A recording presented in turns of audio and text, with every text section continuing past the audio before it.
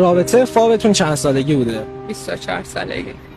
خودتون متولد چندی؟ 64. از چقدر رابطتون طول کشید؟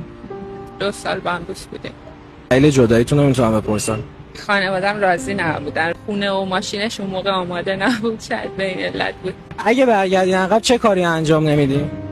شاید با همون رابطم اصرار میکنم که بمونم. دلیلش چیه؟ چون سالهای بعدش فهمیدم که ارتباطهای بعدی شاید به اون قشنگی نبود.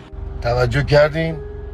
قدر رابطه‌ای که دارید رو بدونید، قدر شرایطی که توش هستید رو بدونید.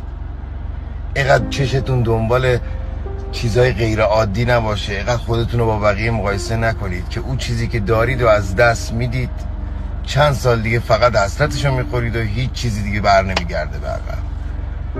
حواستون باشه از کنار یه نفر که براتون کافیه اندازه شماست فقط لذت ببرید.